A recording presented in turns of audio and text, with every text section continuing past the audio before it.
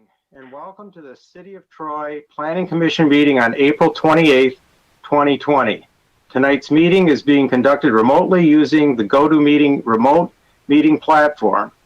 This is due to the COVID-19 pandemic and the governor's executive order, which mandates that citizens stay at home and do not congregate in public. For those watching tonight's meeting on television or on the city's YouTube channel, we welcome you. Copies of the agenda for tonight's meeting are available on the city's website. The meeting will be conducted in accordance with the agenda as presented or amended by the Planning Commission. Our first item of business after roll call will be a proposed resolution temporarily suspending and modifying the Planning Commission bylaws and rules of procedure, which will permit us to proceed with this meeting virtually and to afford the opportunity for us to receive public comment. We have made every effort to ensure that the meeting adheres to the requirements of the Open Meetings Act. We have provided opportunities for public comment via telephone and email prior to the meeting, and all public comment, if any, will be shared with the Planning Commission.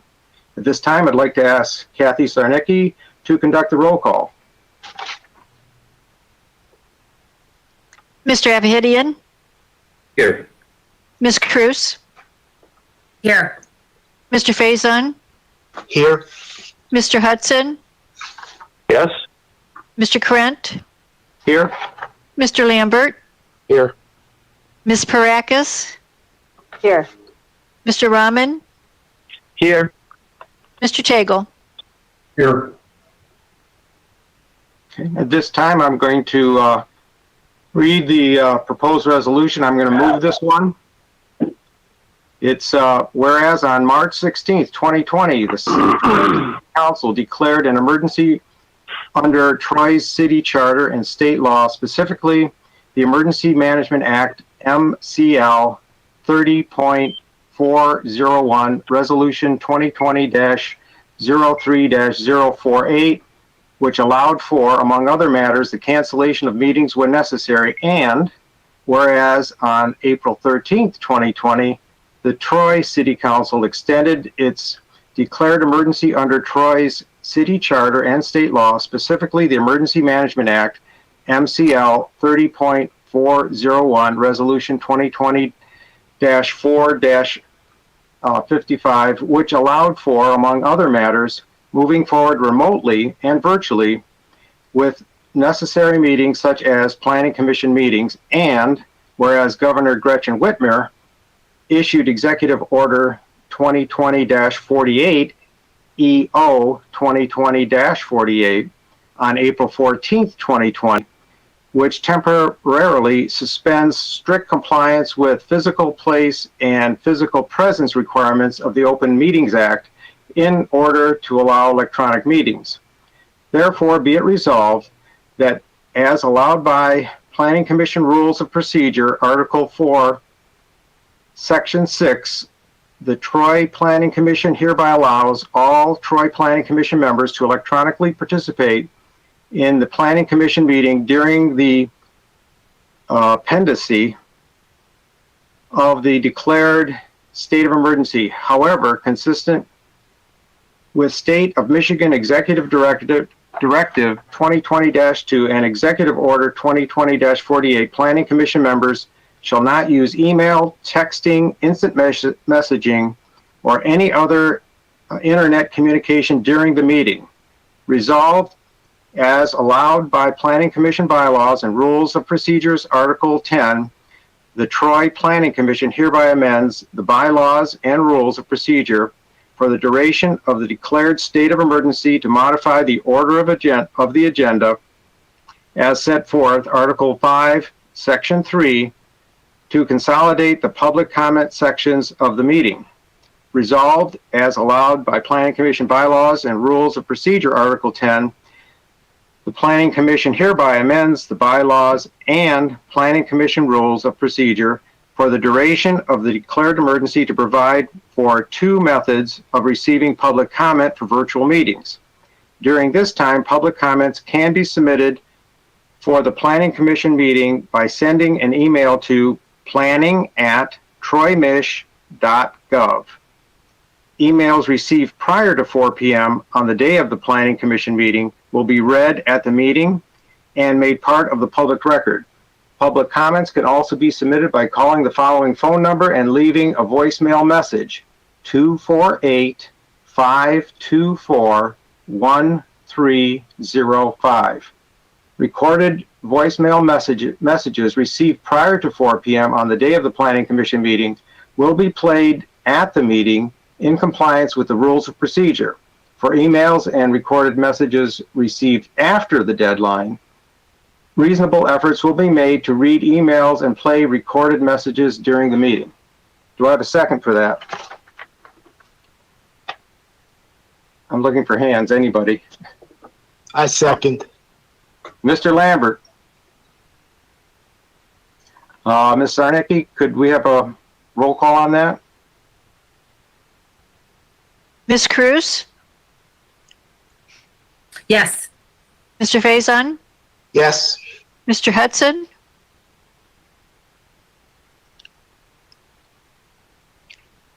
did we lose Mr. Hudson? Mr. Hudson, mic on?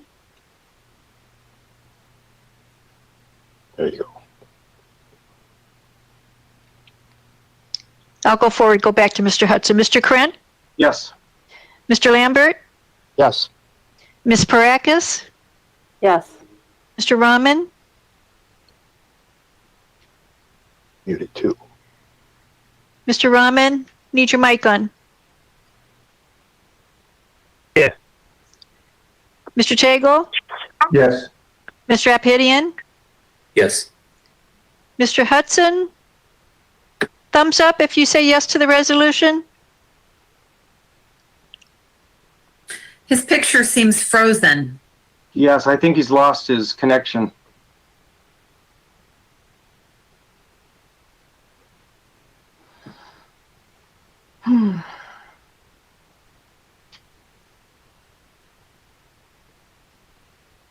Julie? Yeah, we've reached, we need a 2/3 vote under the bylaws, so we have enough without Mr. Hudson's vote. We do need to get the issue fixed, but we can move on from this issue. Okay, thank you. Oh, he's alive.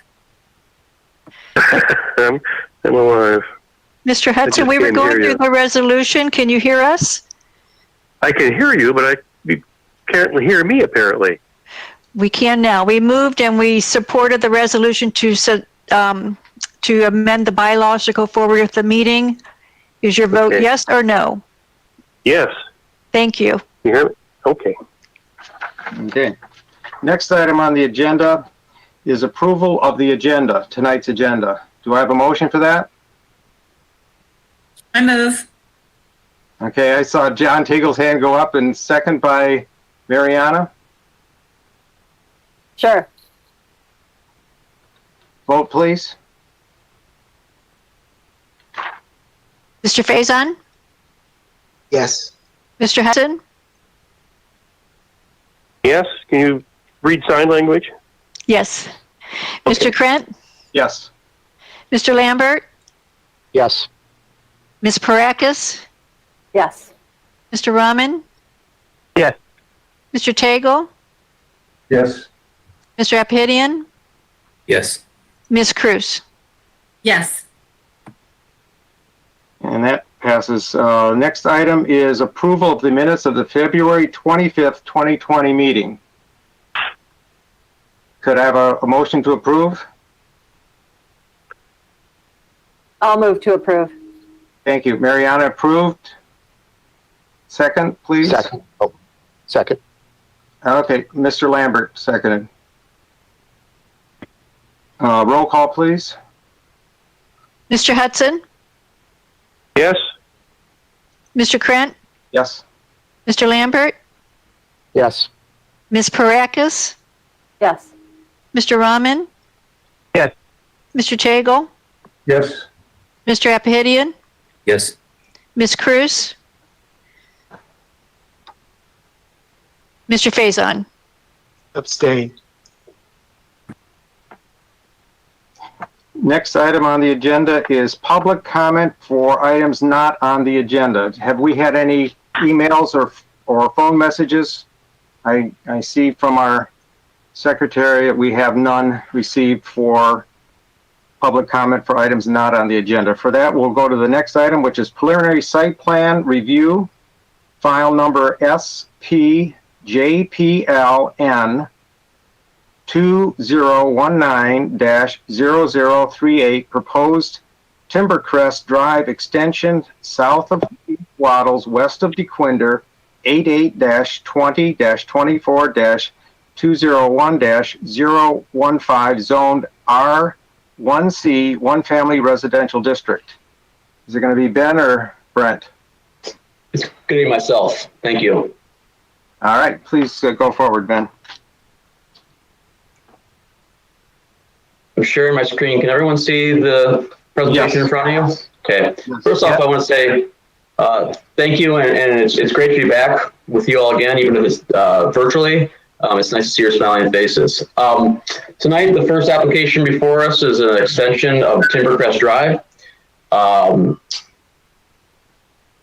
The applicant is requesting approval to construct a 3-unit single-family detached site condominium on a parcel that's approximately 1.43 area acres of parcel.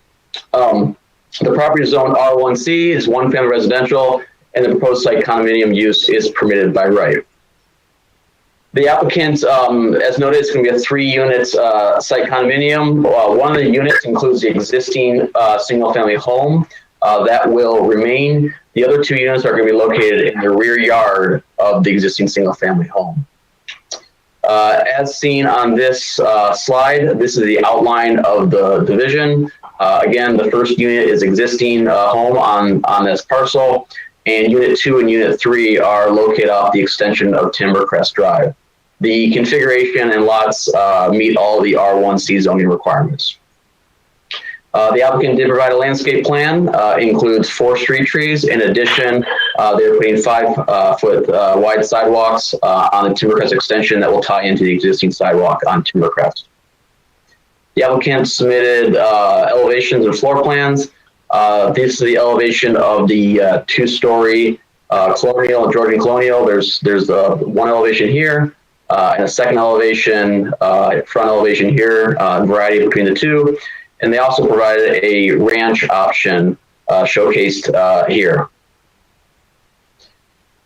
With that being said, we are recommending preliminary site plan approval.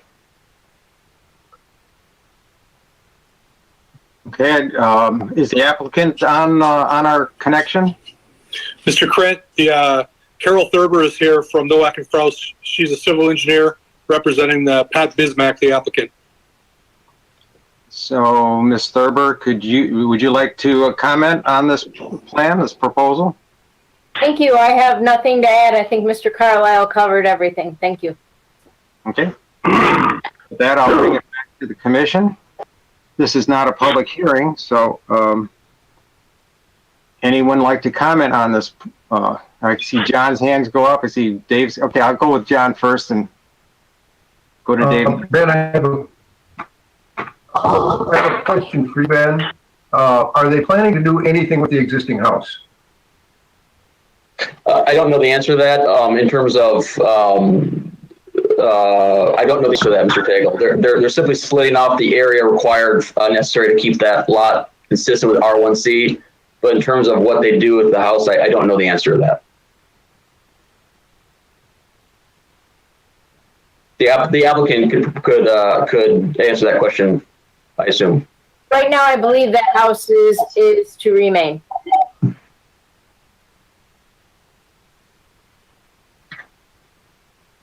All right, Mr. Lambert. Thank you, Mr. Chairman. I guess this is a question both for the applicant and for Mr. Savinant. The Timbercrest is proposed to just be a stub street right now. Are there any plans by the applicant to develop farther to the south to extend Timbercrest?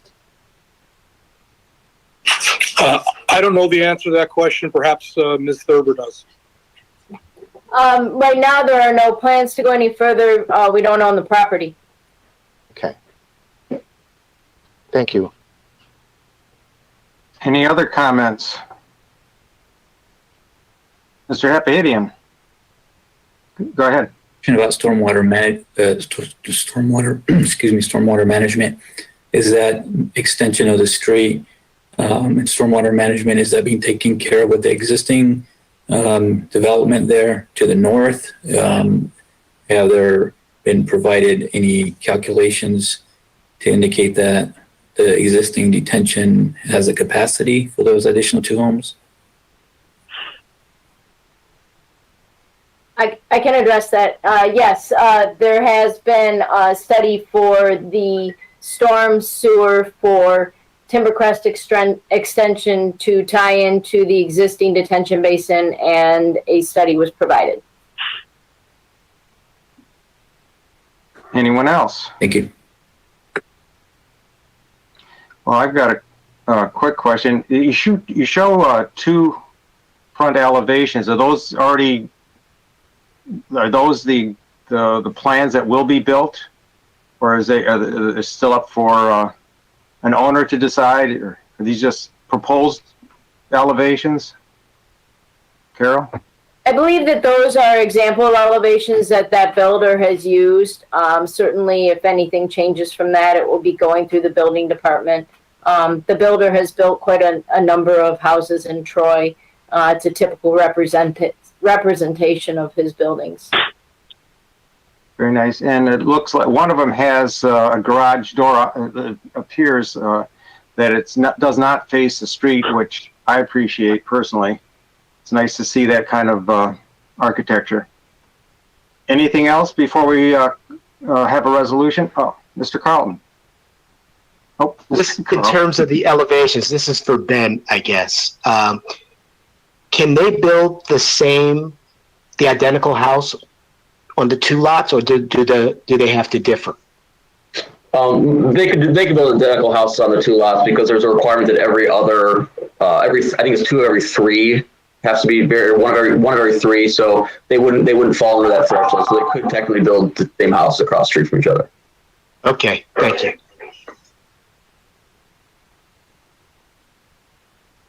Any further comments before a resolution? I see none. Would anybody like to read the resolution? Carlton, go ahead. Resolved that preliminary site condominium approval pursuant to Article 8 and Section 10.02 of the zoning ordinance as requested for Timbercrest Drive extension, 3 units / lots south of East Waddles, west of DeQuinder, Section 24, currently zoned R1C, 1 family residential district, be granted. Do I have a second on that? I'll give it to Mr. Sadek. Mr. Rahman Sadek. Did you catch that, Kathy? Okay, I see your nod. I'm sorry, Mr. Chairman, before we vote, I fell asleep at the switch. We are monitoring comments that come in during this meeting. Ms. Ferens, I know you're monitoring voicemails and emails. Has anything come in while we've been discussing this item? Nothing has come in from emails or voicemail. Thank you. Thank you. I appreciate that, Julie. Thank you. With that, I'm going to ask Ms. Zarnicki to do a roll call on this item. Mr. Krent, Yes. Mr. Lambert, Yes. Ms. Parakis, Yes. Mr. Rahman, Yes. Mr. Tagle, Yes. Mr. Abhidian, Yes. Ms. Cruz, Yes. Mr. Faison, Yes. Mr. Hudson.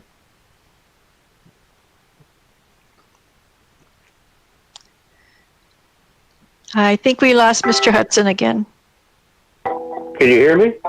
Yes. Do you vote yes on the Timbercrest extension? I do. Okay, Yes. thank you.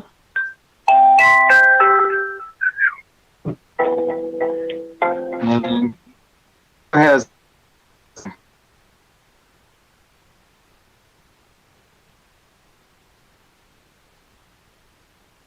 I think Mr. Kren is frozen.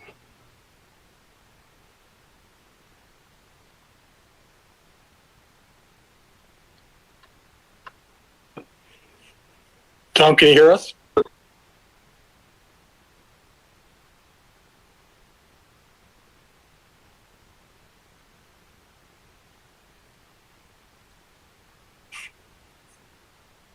Tom?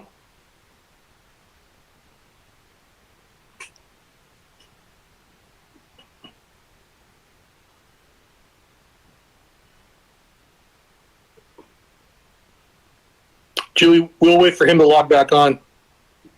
Yeah, I mean, we will, we will have to. Given that And he's, also, you know, Mr. Hudson, chairman. Mr. Hudson, we also need to see you. I don't know what happened to your camera, but we need to see you as in addition to hearing you. Mr. Hudson? Am I frozen too? Nope. No, you're not. You can run, Mr. Hudson, but you cannot hide. Well, he's also muted, it looks like. Well, I think his computer is muted because he's using his phone. He's still showing up as a square, but just no camera.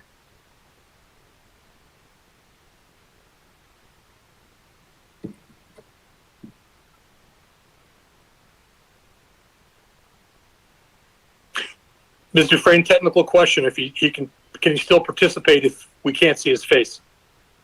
I mean, there is a requirement that we see him and hear him. I'm not too worried about it because we have more than enough people voting, but I hate to exclude him if, you know, he's here and he's prepared and wants to participate.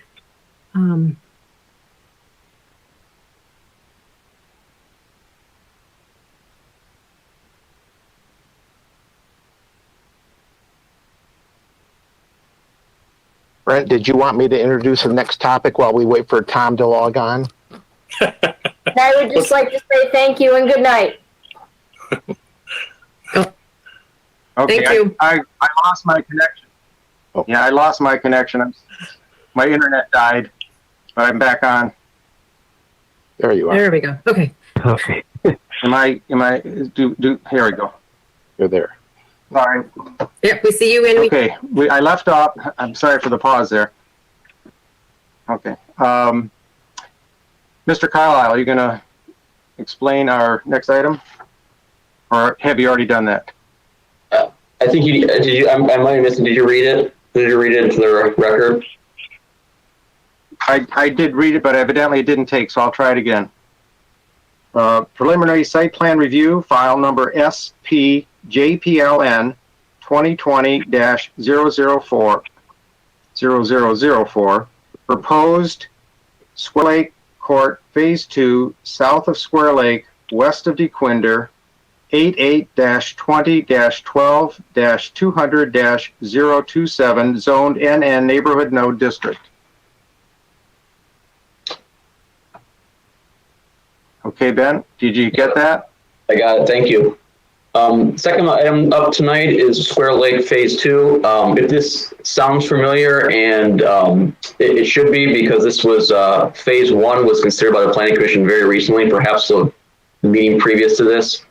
The applicant, the subject site is located on the south side of East Square Lake, just west of DeQuinder.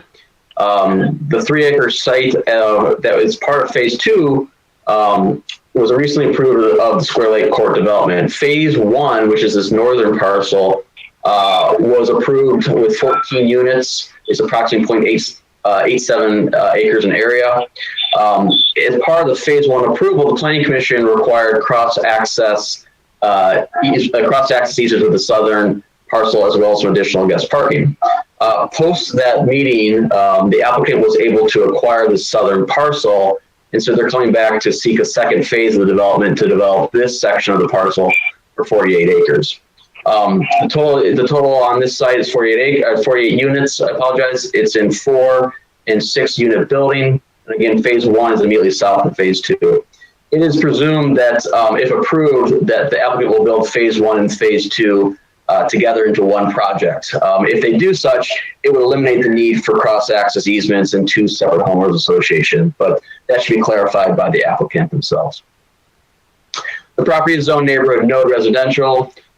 and the use is permitted by right. The site will be accessed with 1 point off of East Square Lake through the existing phase 1 and 1 point off to Quinder, which was approved as part of an extension of this shopping center. And so they'll share an access drive off this point out to Quinder. All 48 units will be served with rear access garages. The site plan is in front of you. Like I noted, it consists of 48 townhomes. They're in 11 building clusters of either 4 or 6 units. The buildings are 3 stories and 34 feet in height. With regards to access, as I noted, the site will be served with 2 points of access, one off Square Lake and then one off of DeQuinder. Again, this will be a shared access point with the existing strip mall, and this will be a shared access point with phase 1. The park department has reviewed the application and finds that access and circulation is sufficient. The engineering department and the planning department spent a lot of time working on improving the pedestrian circulation. And there are a few points that we have requested additional sidewalk connections, and those additional connections are noted in dashed lines here. First off, the sidewalks all should be widened to at least 4 feet in width. There's a few sections in here where they're only providing it in 4 feet in width, it appears. In addition, we're asking for a continuous sidewalk connection on the rear and the perimeter of all the units. You can see it kind of formulates here on the south side, as well as a sidewalk connection where the additional parking is to connect to this existing sidewalk. And lastly, we're asking for a direct connection from the interior courtyard here directly out to Square Lake as well. With regards to parking, the applicant is providing a total of 96 parking spaces. This includes 24 guest spaces. In reviewing the parking, the engineering department notes that there's 2 proposed parking spaces that is the terminus of the access drive off of DeQuinder. Due to backing out issues in vision, the department has asked that these 2 parking spaces get removed.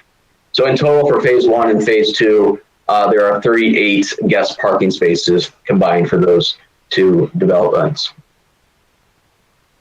With regards to landscaping, the applicant is providing the required mitigation of 102 inches. They're doing this through 41 trees on the site.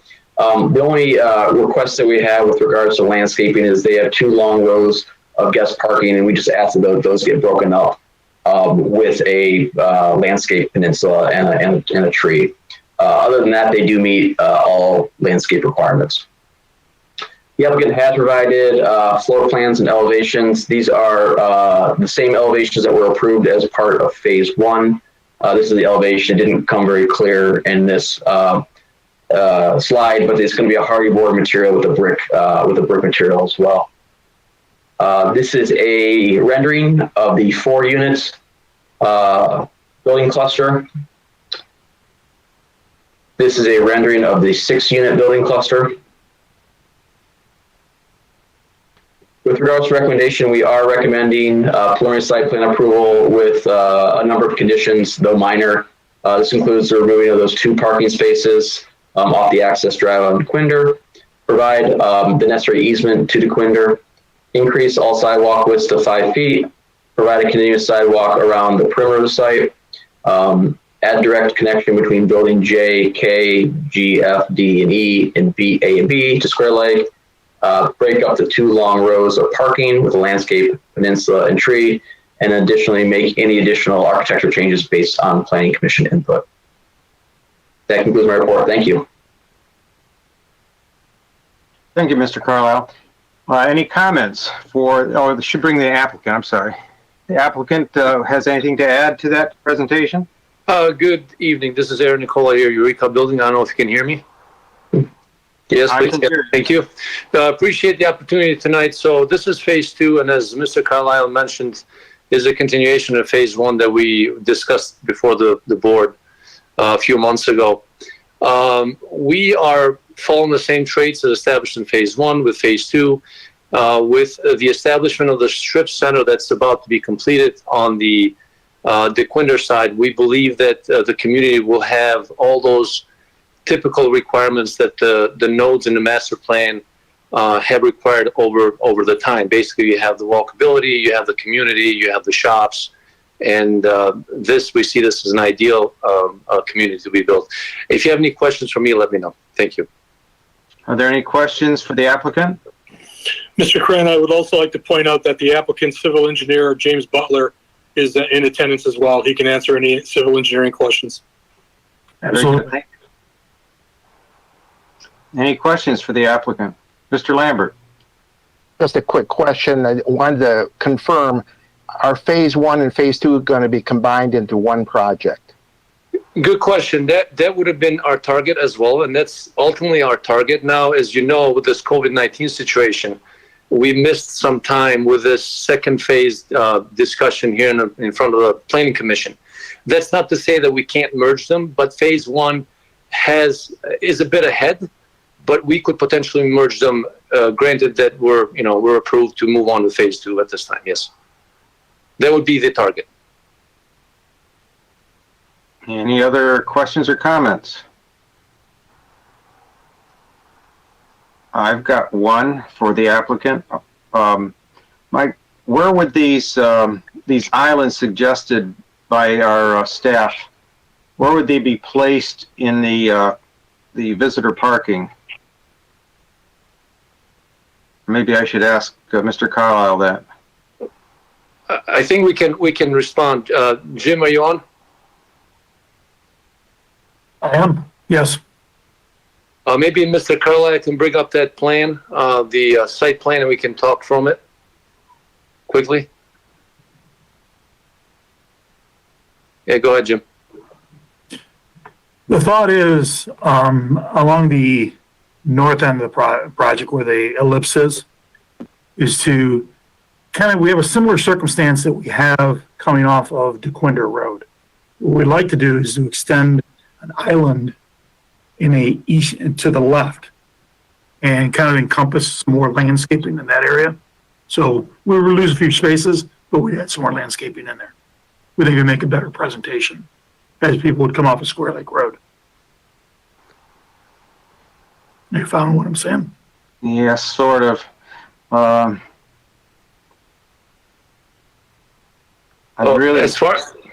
So that you're going to lose some parking, is that right now? Did I hear right? You have how many parking spaces for visitors? 24? Yes. For phase 2, it's 24. 24. For phase 2. And there are 48 units. So you've got a half of a parking space per unit for visitors. Does I'll ask Brent, does that seem reasonable, or is that too little? It seems reasonable given the parking situation that each of the units is providing. Okay. Thank you. Mr. Brown, if I could jump in real quickly, that's more guest. That's a much higher ratio of guest parking to units than we have typically in most of our applications like this. So we felt comfortable that losing 1 or 2 parking spaces to put these islands in would not detrimentally hurt the parking situation in this development. Thank you. And to the applicant, is there an agreement to have access to DeQuinder through their parking lot? Yes, that has already been agreed and has been recorded. Yes. Yep, it was recorded as part of the retail development. Thank you. Any other questions from the commission?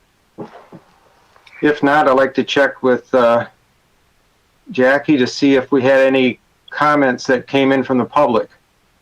No comments from email or voicemail. Thank you. Well, with that, go ahead, Dave. One quick question. This is probably from Mr. Carlisle or city staff. What happens if phase 1 and phase 2 are combined into one project? What happens to our January resolution on the cross-access easement? Does it just disappear on its own, or does staff just write it off the books? I would refer to Mr. Frayne. I would assume that it wouldn't be materialistic anymore, and we could eliminate it because we have the necessary easement or the necessary access that we would need. Yeah, I mean, I think per our discussion back in January when this was up, I mean, it's sort of an engineering needs to be satisfied, and if it's mooted out by the acquisition of the southern parcel, then it would just not be, it would no longer be a requirement.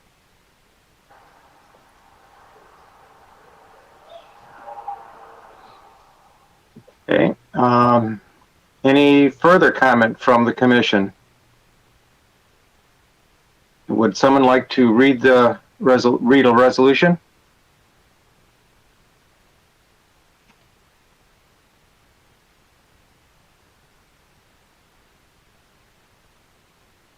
Mr. Lambert? I'll give it a try here. Sure. Resolve that the preliminary site plan approval pursuant to Article 8 of the zoning ordinance as requested for the proposed Square Lake Court Townhomes, 48 units, located south of Square Lake, west of DeQuinder, pin 88-20-12-200-025, section 12, zoned NN neighborhood node, be granted subject to the following. Number one, removing the 2 spaces that are the termination of the access drive off of DeQuinder. Number 2, provide necessary easements to DeQuinder. 3, increase all sidewalks to 5 feet in width. 4, provide continuous sidewalk around the perimeter of the site. Connect the walk between buildings H and J, buildings K and L, and add a walk along the easterly edge of the site.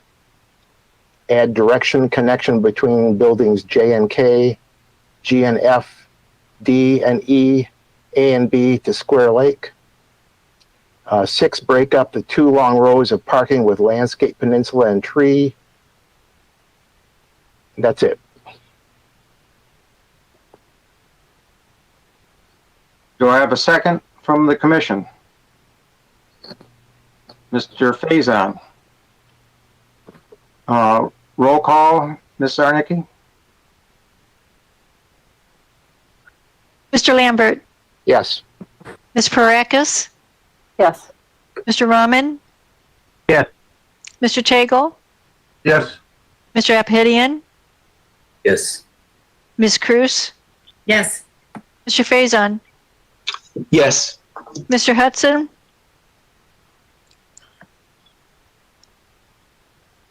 Mr. Krent. Yes. With that, motion passes. Next item on the list is Planning Commission comment. Anyone like to voice comments at this time? Mr. Lambert. Oh, sorry. Ben Carlisle.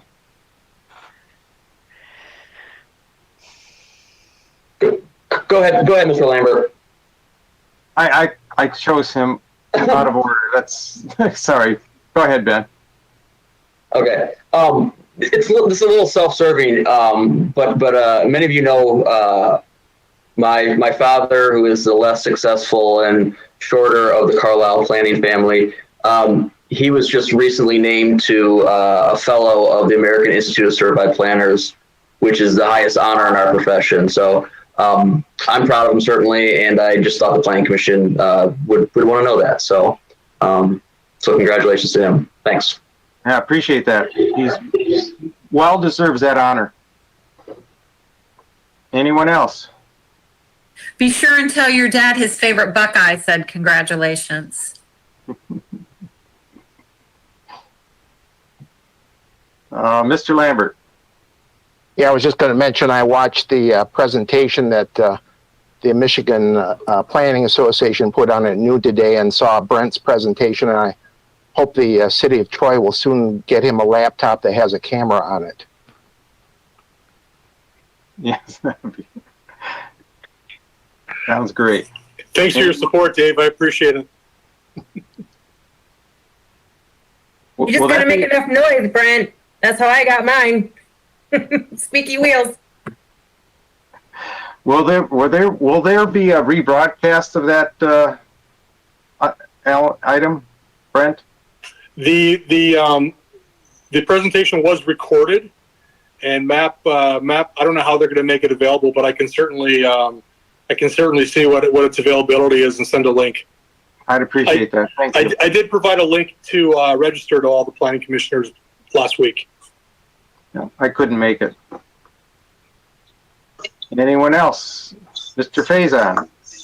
I had a question for Brent. I was on that call as well, and I thought it was very informative, and I thought he did a good job. But Brent, I was curious. There was that discussion of that planning software where they did the overlay of change plans on existing plans, so you could see all the changes, and it's color coded. Do we have something like that? I don't know. I had the same conversation with Jackie. She watched the meeting as well. I would have to check with the engineering department. It's really cool software. Basically, you take a before plan, and then you take the plan that's been theoretically modified, and you lay them on top of each other, and you can see what the differences are. Right. And when we see a project multiple times, but certainly for you guys, it's probably even more useful. And the other thing that struck me in that meeting was when they mentioned that some planning commissioners or some planning commissions deal with paper documents still. Mm-hmm. So I feel like we're where we need to be on a technology basis. Anyone else? Mr. Faison, just to follow up on that, not to labor this point, but we work in about 80 communities in the state. You're much more ahead than most communities. Most communities we work with are just starting to get into the digital planning commission realm. So it's more unusual to be how far we are than the paper realm. Right. Anyone else? Well, talking about technology, I want to thank the City of Troy technology staff for pulling this all together technologically, because it made our job easier. And on top of that, it shows that the city is moving ahead with business in the city, regardless of the current pandemic. So thanks to city staff and especially their IT department that pulled all this together. Anybody else? If not, Picking on that, Mr. Creighton, I'll just say thank you to all of you planning commissioners for your flexibility and your willingness to work with us and get through some of these technical issues that we dealt with tonight. So thank you all for being, as I said, flexible. thank you. Brett, go ahead. I echo what you said about IT to Gert and Dave and everyone else in IT, and also a shout out to Sean, the cable guy, who's been really helpful as well. Thank you. Any other last thoughts? If not, this meeting's adjourned.